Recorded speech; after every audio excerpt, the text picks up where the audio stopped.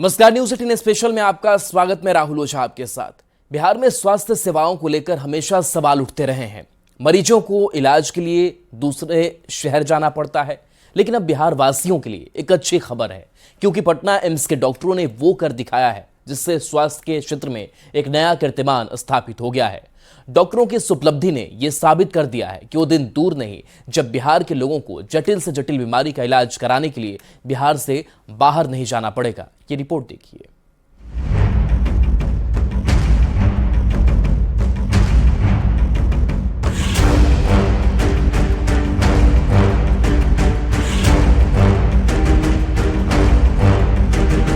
Doctor को धरती का भगवान कहा जाता है और डॉक्टर नहीं होते तो इंसान का जीवन कैसा होगा, इसकी कल्पना करना भी मुश्किल है।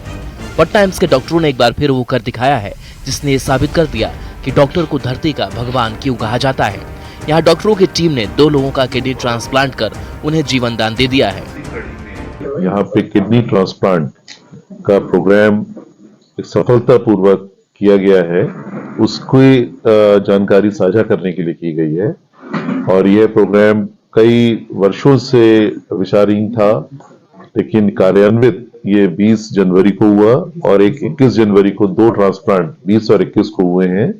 और ये ट्रांसप्लांट हर्ष है बताते हुए कि दोनों ही सफल हुए हैं और चारों किडनी देने वाले और दोनों किडनी लेने वाले चारों स्वस्थ हैं अभी तक। ये पहली बार है जब पटना एम्स में किडनी ट्रांसप्लांट हुआ है, वो भी 2 दिन में 2 किडनी ट्रांसप्लांट कर डॉक्टरों ने एक नया कीर्तिमान स्थापित किया है।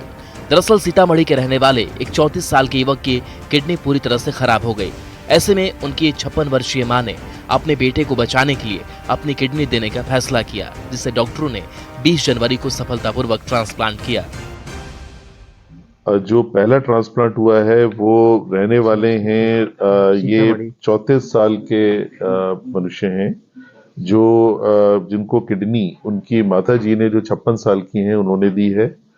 और दूसरे जो मरीज हैं वो बच्ची है एक 19 साल की जो स्वयं एक मेडिकल की छात्रा है किसी और संस्थान में बाहर, और उसके पिताजी जो 53 वर्ष के हैं उन्होंने दी है। एक हमारे जो पहले वाले मरीज हैं वो सीतामढ़ी के हैं और जो बच्ची है ये जहानाबाद की है। वही दूसरा किडनी ट्रांसप्लांट जहानाबाद की एक मेडिकल छात्रा का किया गया। उन्हें भी उनके 53 साल के पिता ने अपनी किडनी दान देकर जीवन दान दिया। डॉक्टरों की टीम ने सफलतापूर्वक दोनों किडनी ट्रांसप्लांट को अंजाम दिया, जो कि पटना एम्स के लिए एक ऐतिहासिक उपलब्धि है। एम्स के कार्यकारी निदेशक डॉक्टर सौरभ वैष्णव ने बताया कि आने वाले वक्त में एम्स में हर महीने 2 किडनी ट्रांसप्लांट करने की योजना है, ताकि मरीजों की जान बचाई जा सके।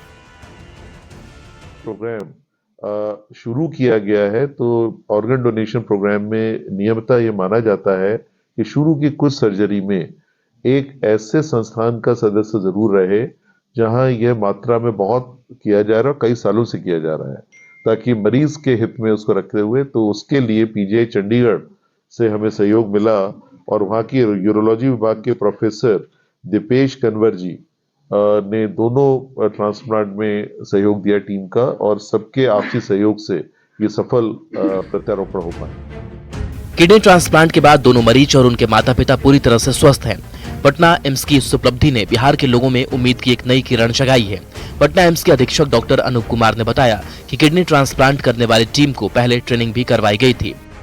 टीम जो हमारे विशेषज्ञ लोग थे तो और जिनकी ट्रेनिंग पहले से भी रही है उनको तैयार किया गया, एक टीम को इकट्ठा किया गया जिसमें nephrology, urology, anaesthesia, radiology, pathology से सारे फैकल्टी जिनकी एक्सपोजर है इस डिजीज़ के लिए, उन लोगों को चंडीगढ़ भी भेजा गया हमारे संस्थान से, पीजीआई चंडीगढ़। वहाँ जो कर रहे हैं उन लोग के साथ ट्रेनिंग उनके साइट पे उनके संस्थान में हुई। इस ऐतिहासिक उपलब्धि को एम्स के 13 डॉक्टरों की टीम ने मिलकर हासिल किया है, जिसका नेतृत्व नेफ्रोलॉजी विभाग के डॉक्टर अमरीश कृष्णा और यूरोलॉजी विभाग के प्रोफेसर डॉक्टर कमलेश गुंजन ने किया, जिसके लिए टीम सभी सदस्यों को चंडीगढ़ पीजीआई में स्पेशल ट्रेनिंग दी गई थी। 18 साल से के ऊपर 65 साल तक कोई भी व्यक्ति जिनकी दोनों किडनियां ठीक हैं, काम कर रही हैं, चल रहा है, कोई भी डोनेट कर सकता है किडनी ट्रांसप्लांट के लिए। उन लोगों को जिनकी दोनों किडनियां खराब हैं तो ये किया जा सकता है कभी भी। इस ऑपरेशन में डोनर साइड में जो किडनी डोनेट करते हैं, जिनका सेफ्टी का हमें ध्यान रखना होता है, उसमें लगभग 1.5 से 2 घंटे, और जहाँ पे किडनी लगाते हैं, जो किडनी रिसीव करते हैं, रिसिपिएंट बोलते हैं उनको, तो उस साइड में 3 से 3.5 घंटे। डॉक्टर कमलेश कुंचन ने बताया कि किडनी ट्रांसप्लांट के लिए मरीज और किडनी देने वाले दोनों के लिए मुश्किल होता है, जिसमें बहुत सावधानी बरतनी होती है, क्योंकि यहाँ गलती की कोई गुंजाइश नहीं होती है। ट्रांसप्लांट के लिए सबसे पहले तो मरीज को नेफ्रोलॉजी डिपार्टमेंट में आना होता है और एक डोनर चिन्हित किया जाता है जिसका ब्लड ग्रुप कंपैटिबल हो, और उसके बाद जटिल प्रक्रिया है वर्कअप की, जिसमें लगभग 2 महीने लगते हैं। 2 महीने के बाद उसके सब डॉक्यूमेंट्स भी कुछ होते हैं जो ज़रूरी है ट्रांसप्लांट के लिए। उसके बाद उनका ऑथराइजेशन होता है बिहार सरकार के स्वास्थ्य विभाग द्वारा। ऑथराइजेशन होने के बाद ही उनको ट्रांसप्लांट की डेट दी जाती है। ट्रांसप्लांट के बाद लगभग 14 दिन तक वो हमारे अस्पताल में रहता है, फिर उनकी छुट्टी हो जाती है। पटना एम्स ने स्वास्थ्य सेवाओं के क्षेत्र में एक नया कीर्तिमान स्थापित किया है, जो कि बिहार के मरीजों के लिए उम्मीद की एक नई किरण लेकर आया है, जिससे आने वाले वक्त में मरीजों को नया जीवन दान मिलेगा।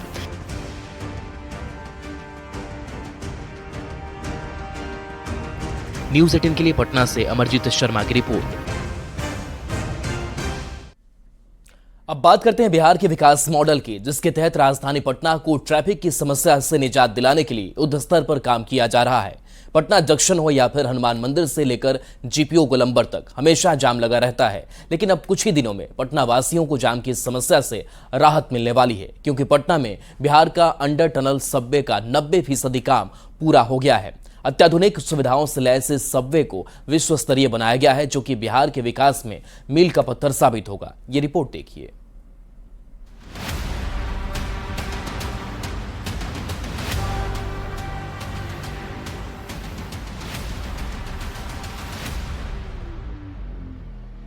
देश के साथ बिहार भी तेजी से विकास कर रहा है, चाहे इंफ्रास्ट्रक्चर हो या फिर सड़क। हर क्षेत्र में बिहार के विकास की रफ्तार काफी तेज है। जल्द ही बिहार वासियों को पहला अंडर मॉडर्न टनल मिलने वाला है, जो कि अत्याधुनिक सुविधाओं से लैस होगा। ये टनल राजधानी पटना में बनाया जा रहा है, जो अगले 2 महीने में बनकर तैयार हो जाएगा। बिहार वासियों को जल्द ही अंडरपास सबवे की सौगात मिलने वाली है, जिसको लेकर युद्ध स्तर से काम जारी है। यानी बिहार का पहला स्मार्ट टनल होगा, जो पटना जंक्शन से सीधे अंडरपास के रास्ते जीपीओ गोलंबर तक जाएगा। 2 साल में 85 करोड़ रुपए की लागत से इसे तैयार किया गया है। लगभग 90% काम पूरा हो चुका है, और ये देखिए 440 मीटर इसकी लंबाई है, और ये सुरंग लगभग बनकर तैयार है। राजधानी पटना बिहार की सबसे ज्यादा आबादी वाला शहर है। यहाँ ट्रैफिक जाम की समस्या आम बात हो गई है। खासकर पटना जंक्शन के पास आसपास हर दिन लोगों को जाम का सामना करना पड़ता है, लेकिन इस टनल के बन जाने से लोगों को ट्रैफिक जाम की समस्या से मुक्ति मिल जाएगी। लोगों का समय काफी बचेगा। पटना जंक्शन के आसपास जाम की समस्या खत्म हो जाएगी। पटना में बन रहा अंडरपास सबवे बिहार का पहला सबवे है, जो कि आने वाले वक्त में पटना वासियों के लिए ट्रैफिक से निजात दिलाने के लिए वरदान साबित होने वाला है। यह अंडर सबवे बिहार का पहला स्मार्ट टनल होगा। टनल की लंबाई 440 मीटर होगी, जो पटना जंक्शन से जीपीओ गोलंबर तक बनाया गया है। 2 साल में 82 करोड़ की लागत से बनाने का लक्ष्य है। इसको काफी हाईटेक तरीके से बनाया गया है, जिसमें यात्रियों की सुविधा से लेकर उनकी सुरक्षा तक का पूरा ख्याल रखा गया है, ताकि किसी भी आपात स्थिति से निपटने में मदद मिल सके। जानकारी के मुताबिक पूरे टनल में सेंट्रलाइज एसी लगाया गया है। सीसीटीवी कैमरा, लिफ्ट, ट्रैबलेटर, एक्सीलेटर जैसी सुविधा होगी। टनल में सेंट्रलाइज एसी की व्यवस्था होगी। इसके साथ साथ हर जगह पर चप्पे चप्पे पर सीसीटीवी कैमरे लगेंगे, ताकि तीसरी आंख से भी निगरानी रखी जाएगी। और इसके साथ साथ फायर फाइटिंग सिस्टम सभी जगह पर आपको देखने को मिलेगा। इसकी भी तैयारी की गई है। तो कहीं ना कहीं पटना जंक्शन पर जो यात्री उतरेंगे, अब सीधे ट्रैवलेटर के माध्यम से जो अंडरपास सबवे है उसके जरिए वो सफर कर सकेंगे। अब जाम से उन्हें पूरी तरह से निजात मिलने वाली है। इस सबवे में बुजुर्ग यात्रियों के लिए खास इंतजाम किए गए हैं, ताकि उन्हें पैदल ना चलना पड़े, जिसके लिए टनल में कुल 4 ट्रैबलेटर बनाए गए हैं, जिस पर वो अपने सामान के साथ जा सकते हैं। टेक्नीशियंस हैं वो लगातार निरीक्षण कर रहे हैं और मैकेनिक काम में जुटे हुए हैं। 2 ट्रेवलेटर जो है इधर से जो लगा है वो चालू अवस्था में है।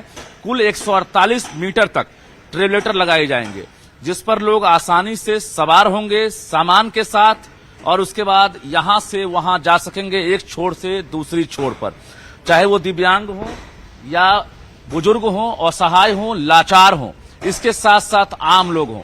अब उनके लिए ये सफर जो है आसान हो जाएगा। बिना जाम से सामना करते हुए वो ट्रेवलेटर पर, एक्सीलेटर पर सवार होकर।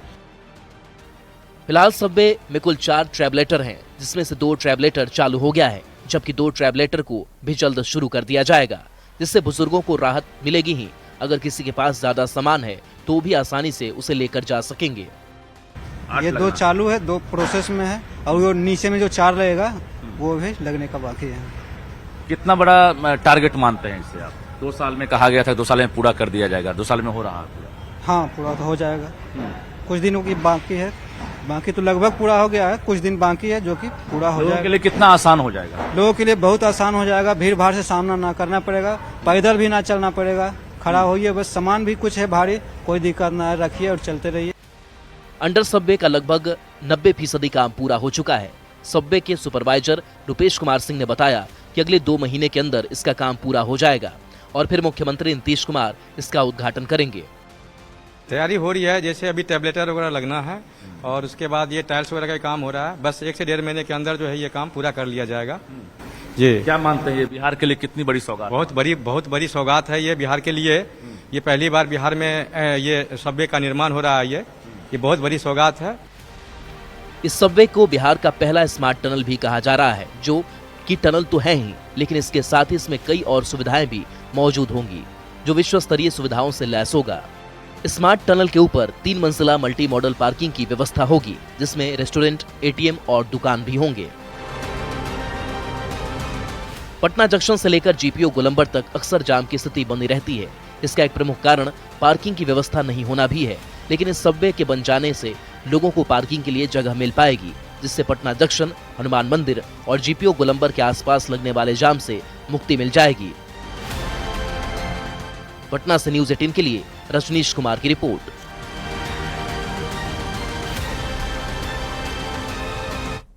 अब बात कर लेते हैं एक ऐसे दादा की जो पोते के जन्म पर इतना ज्यादा खुश हुए कि उन्होंने पूरे शहर को नशे में धुत कर दिया। खुशी मनाने का तरीका भी ऐसा जो अब चर्चा का विषय बन चुका है। आप भी ये रिपोर्ट देखिए।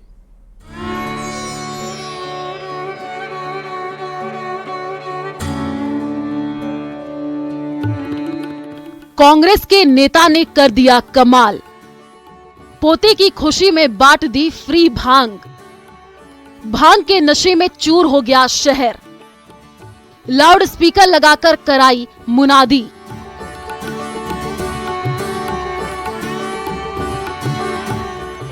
भांग का नशा नहीं, भांग की प्रसाद ग्रहण करिए।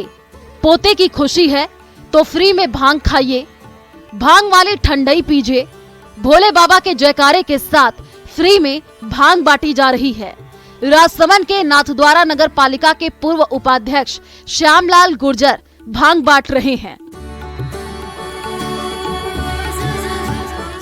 शहर को नशे में चूर होना है। आज कांग्रेस के नेताजी के घर में पोता आया है। राजसमंद जिले के भांग कारोबारी और नाथद्वारा नगर पालिका के पूर्व उपाध्यक्ष श्यामलाल गुर्जर के बेटे ऋषभ गुर्जर की पत्नी को 26 जनवरी को बेटा हुआ, जिसके बाद पूरे नगर के भांग प्रेमियों के लिए फ्री भांग की व्यवस्था की गई। इसके लिए पूरे शहर में ऑटो रिक्शा से अनाउंसमेंट भी करवाया गया। खतरनाक आनंद आ रहा, बहुत बढ़िया फील हो रहा है। कैसा फील हो रहा है?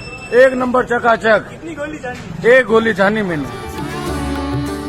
दरअसल श्यामलाल गुर्जर ने बताया कि 26 जनवरी को पोता होने की खुशी में सभी को फ्री भांग पिलाने का आयोजन किया गया और यहां आने वाले सभी लोगों को श्रीनाथ जी का प्रसाद भी वितरित किया गया।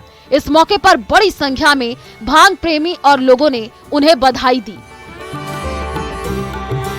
आज जो हमारे पुत्र के बेटा हुआ है और हमारे पौत्र हुआ है, उसके उपलक्ष्य में आज सारे नाथद्वारा के भांग प्रेमियों को आज दिनांक 27/1 को भांग फ्री पिलाई जा रही है। भांग के ठेके पर पूर्व वाइस चेयरमैन श्यामलाल गुर्जर को बधाई दी और फ्री की भांग का लुत्फ उठाया। फ्री भांग का आयोजन नगर के साथ साथ आसपास के गांवों में भी चर्चा का विषय बन गया था और फ्री भांग की अनाउंसमेंट वाला वीडियो भी सोशल मीडिया पर तेजी से वायरल हुआ, जिसे देखकर कई लोगों ने बधाई संदेश के साथ अपनी प्रतिक्रिया भी दी।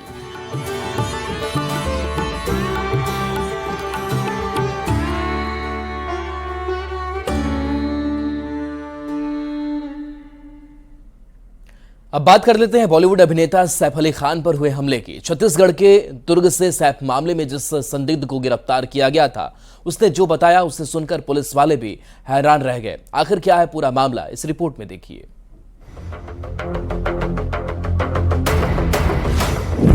दुल्हन से मिलने को था बेकरार,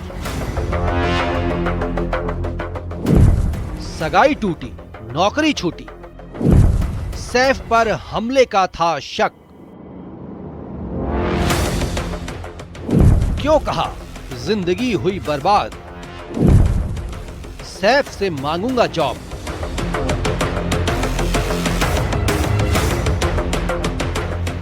पंद्रह जनवरी को सैफ पर हुए हमले से पूरा बॉलीवुड हिल गया।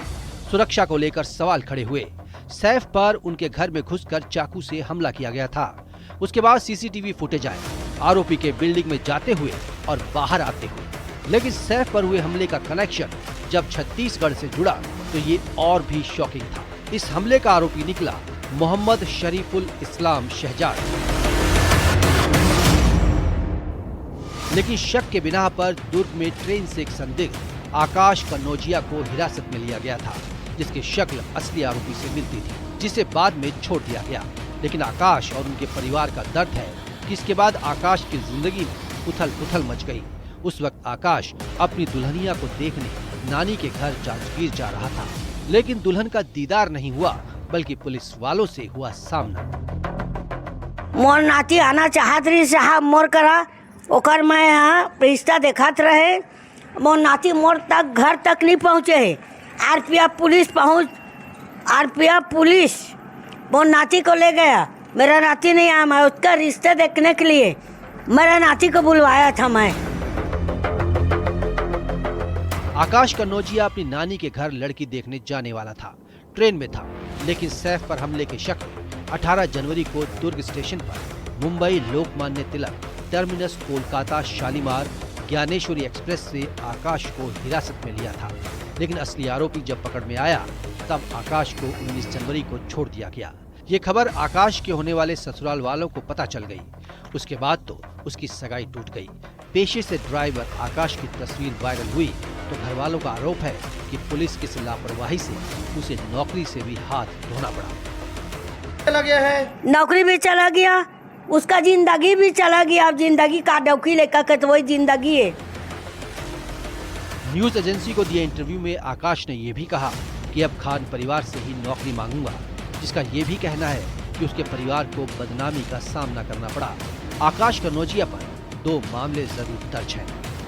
दुर्ग में मित्रेश ठाकुर और जांजगीर चांपा में कैलाश कश्यप के साथ bureau report, news 18 Madhya Pradesh Chhattisgarh.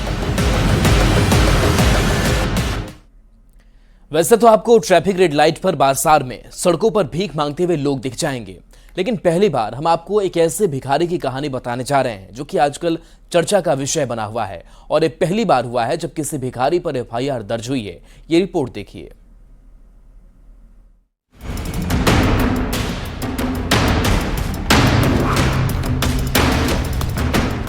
हट्टे कट्टे भिखारी का इमोशनल ड्रामा। भीख की करता रहा जिद, भीख मांगने पर पहली एफआईआर। भोपाल में भिखारी गिरफ्तार, इंदौर में पता बताओ इनाम पाओ।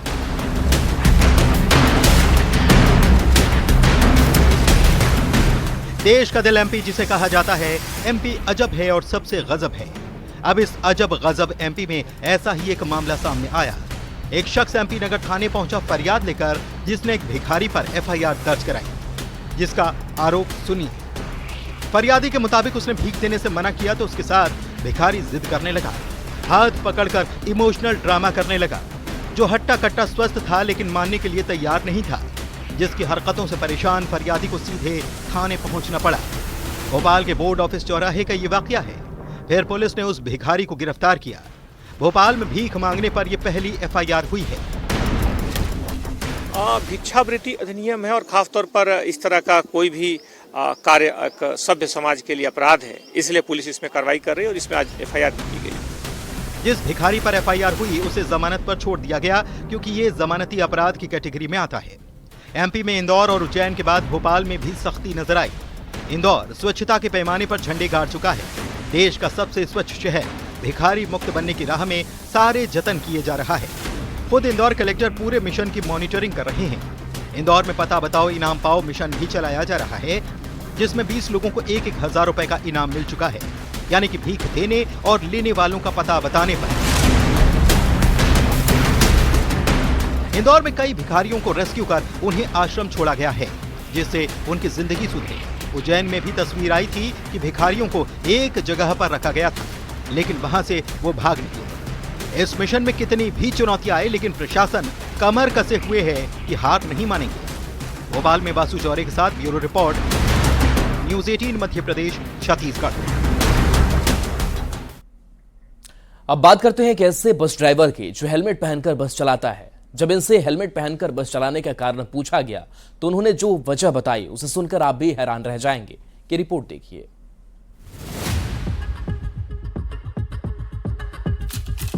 जो आपकी नजरों को दिखाई दे रहा है वो एकदम सही है। आपको भी लग रहा होगा कि कहीं देखने में कोई धोखा तो नहीं हो रहा, लेकिन ऐसा हरगिज नहीं है, बल्कि जो भी आप देख रहे हैं वो बिल्कुल सच है। दोपहिया गाड़ी नहीं बल्कि हेलमेट पहनकर बस चला रहा है एक ड्राइवर। आखिर ये कौन सा नया प्रयोग है? ऐसी तस्वीर तो शायद किसी ने पहले नहीं देखी होगी। हैरान कर रही हैं ये तस्वीरें। ये बस कई थानों से होकर गुजर गई। कई ट्रैफिक पुलिस के सामने से भी ये ड्राइवर निकला होगा, लेकिन किसी ने बस को रोका आखिर क्यों नहीं? जिसने भी इस तस्वीर को देखा वो हैरान रह गया। मुसाफिर बोलते तो क्या बोलते। इस पूरे माजरे को जरा ऐसे समझिए। इंदौर के यादव ट्रैवल की निजी यात्री बस क्रमांक MP 09 PA 3441 का ड्राइवर हेलमेट पहनकर बस चलाता हुआ दिखाई दिया। बस का फ्रंट शीशा टूटा हुआ था, इसलिए बस ड्राइवर हवा से बचाव के लिए हेलमेट पहनकर बस चला रहा था। होशंगाबाद में गाड़ी का शीशा टूट गया था। बड़ी बात है कि नर्मदापुरम से इंदौर जा रही बस हरदा तक आ गई, पर किसी भी पुलिसकर्मी या यातायात पुलिस जवान या किसी जिम्मेदार ने रास्ते में नहीं रोका। एक बड़ा सवाल उठता है कि बस सवार यात्रियों की सुरक्षा का क्या? बस का कांच टूटा हुआ है तो यात्रियों की सुरक्षा खतरे में डालकर जा रही बस को किसी भी जिम्मेदार व्यक्ति ने क्यों नहीं रोका? हरदा जिले में सबसे पहले बस टिमरनी चौराहे से गुजरी, जहां पुलिस की डायल 100 खड़ी रहती है, पर बस को रोका नहीं गया। हरदा शहर में आते ही इंदौर जाते समय बस अजाक थाने के सामने से गुजरी, पर बस को नहीं रोका गया। यात्री बस हनुमान जी मंदिर वाले चौराहे पर रुकी, जहां हमेशा ट्रैफिक जाम रहता है। साथ ही ट्रैफिक थाना कुछ ही दूरी पर था। सवाल ये है कि यहाँ भी बस नहीं रुकी। अगर कोई दुर्घटना हो जाती तो कौन जवाब देता? हरदा में प्रवीण तंवर के साथ न्यूज 18 के लिए ब्यूरो रिपोर्ट। और चलिए न्यूज 18 बिहार झारखंड पर खबरें आपके लिए लगातार जारी हैं।